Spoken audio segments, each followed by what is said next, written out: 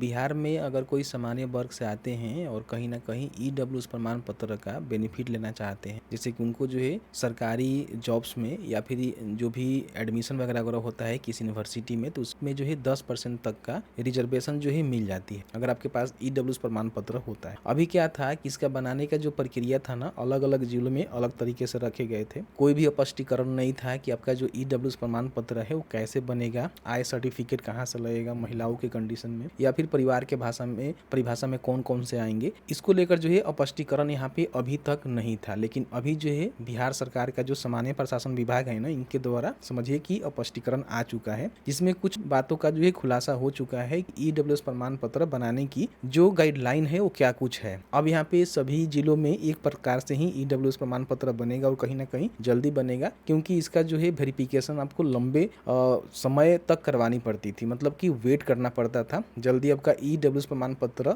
नहीं बन पाता था, या फिर इसकी कोई स्पेशल गाइडलाइन नहीं थी जिसके माध्यम से सर्टिफिकेट इशू हो पाए। लेकिन अभी जो गाइडलाइन आया हुआ है ना, इसमें सभी जानकारी बताई गई है। अगर आप भी मान लीजिए सामान्य वर्ग से हैं और आपका जो पारिवारिक आय है 8 लाख रुपया से कम है, तो कहीं ना कहीं ईडब्ल्यूएस प्रमाण पत्र के तहत 10% तक का रिजर्वेशन का बेनिफिट आप भी उठा सकते हैं। ठीक है, देखिए अभी जो अपडेट यहाँ पे निकल के आ रहा है ना, इसमें सबसे जो पहला अपडेट पे हम बात करें तो महिलाओं के कंडीशन में जो स्पष्टीकरण है ना सरकार के द्वारा आ चुकी है कि जो भी महिला होंगी ना, जिनका शादी हो गया है, तो उनकी पहचान जो है मायके से ही की जाएगी, लेकिन उनका जो आय प्रमाण पत्र है, यानी कि जो उनकी आय का प्रमाण पत्र है, ससुराल से ही बनाकर देना पड़ेगा, जो कि पहले स्पष्टीकरण नहीं था। ठीक है, बाकी यहाँ बताया गया है कि अगर कोई दलित बेटी मान लीजिए किसी अगड़ी जो जाति है ना उससे शादी करती हैं, तो समझिए कि उनको ईडब्ल्यूएस का लाभ नहीं मिलेगा। अगर मान लीजिए कोई जनरल कैटेगरी से शादी करती हैं तो उनको इसका बेनिफिट नहीं मिलेगा। ठीक है, साफ तौर पे इन्होंने क्लियर कर दिया हुआ है। बाकी इसमें क्या कुछ बेनिफिट मिलता है उसके रिगार्डिंग सबसे पहले हम बात कर लेते हैं। देखिए, अगर आप मान लीजिए ईडब्ल्यूएस प्रमाण पत्र बनाते हैं तो समझिए कि आपको जो है 10% तक का रिजर्वेशन का बेनिफिट मिलता है, किनको जो सामान्य वर्ग से आते हैं, यानी कि जो जनरल कैटेगरी वाले हैं। ठीक है, अब इसमें जो कुछ क्राइटेरिया रखी गई है जिसको आपको फुलफिल करके ही बनवानी पड़ती है। सबसे पहले ध्यान रखिएगा कि आप जो है जनरल कैटेगरी से आते हैं तो ही इसका बेनिफिट ले सकते हैं, एससी एसटी ओबीसी का इसका बेनिफिट नहीं मिलता है। ठीक है, बाकी बताया गया है कि आपका जो पारिवारिक आय है 8 लाख रुपए से कम होनी चाहिए। अब इसमें जो बदलाव किया गया है ना उसको आपको समझना जरूरी है, इसलिए क्योंकि पहले क्या है ना कि आपके माता पिता का भी आय एड होता था, लेकिन अभी क्या है कि पति पत्नी और उनके जो भी बच्चे हैं ना उनका ही आय एड होगा। तो इससे क्या होगा कि जो भी 8 लाख रुपए तक की आय सीमा है ना वो यहाँ पे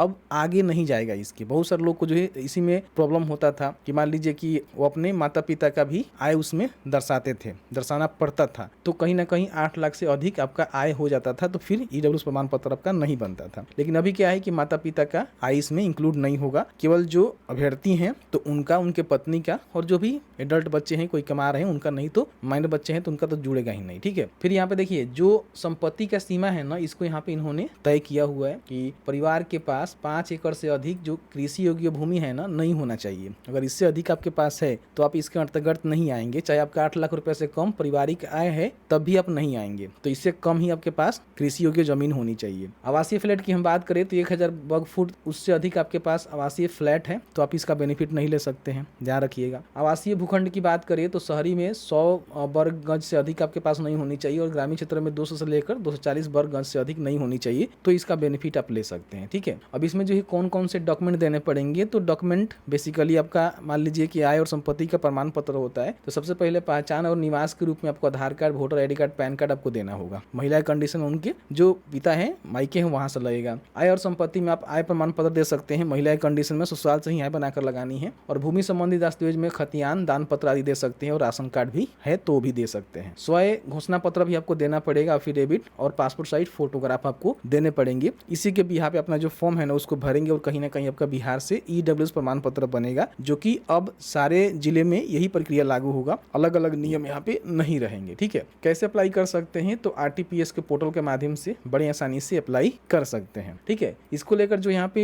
पेपर कटिंग आया हुआ है इसमें सभी जानकारी बताई गई है कि इसमें आपको क्या बेनिफिट मिलते हैं, परिवार के परिभाषा में कौन आएंगे, अयोग्यता क्या है, मैंने सभी जानकारी आपको गूगल में बता ही दिया, दिखा ही दिया। ठीक है, तो वही चीजें यहाँ ही बताई गई है। तो बहुत सारे ऐसी चीजें हैं जो कि क्लियर हो चुका है। अब यहाँ पे आपको ईडब्ल्यूएस प्रमाण पत्र बनाना है तो उतना आपको दिक्कत नहीं सहना पड़ेगा। कहीं ना कहीं अब यहाँ पे अधिकारी भी लापरवाही नहीं करेंगे, और जो एक्चुअल में बंदा होगा, जो इसका बेनिफिट एक्चुअल एक्चुअल में उसको मिलना चाहिए उसको ही मिलेगा। पहले क्या था कि लोग जालफास भी करके बना लेते थे, लेकिन अभी क्या है कि दोनों के तरफ, मान लीजिए कि अभ्यर्थी के तरफ भी और सरकार के तरफ भी एक गाइडलाइन जारी हो चुका है, जिसके अंतर्गत ही ये सर्टिफिकेट यहाँ पे इशू होगा। जो वाकई में गरीब परिवार से आते हैं, जिनका जो पारिवारिक आय 8 लाख रुपए से कम है, और साथ ही साथ जो इन्होंने एलिजिबिलिटी क्राइटेरिया को बताया हुआ है ना, उससे कम है, आपके पास जमीन, फ्लैट वगैरह वगैरह, तो ही आप इसका बेनिफिट ले सकते हैं। ठीक है, अप्लाई करने के लिए आपको आरटीपीएस पोर्टल पे जाना होगा, तो सर्च करना है आरटीपीएस बिहार, तो आपके सामने वाला पोर्टल देखने को मिलेगा। ओपन करेंगे और अगर आप कहेंगे तो वीडियो लाएंगे, आपको बताएंगे कैसे अप्लाई करना है। यहाँ पे देखिए सामान्य प्रशासन विभाग पर क्लिक करेंगे तो यहाँ पे आर्थिक रूप से कमजोर वर्ग के लिए आय और संपत्ति प्रमाण पत्र का निर्गमन, ठीक है, इस पे क्लिक करेंगे। 3 स्तर इसका भी होता है। सबसे पहले अंचल कहीं बनानी होती है, तो यहाँ पे आपको सामने इस तरह से फॉर्म खुलेगा। इस फॉर्म को आपको भरना है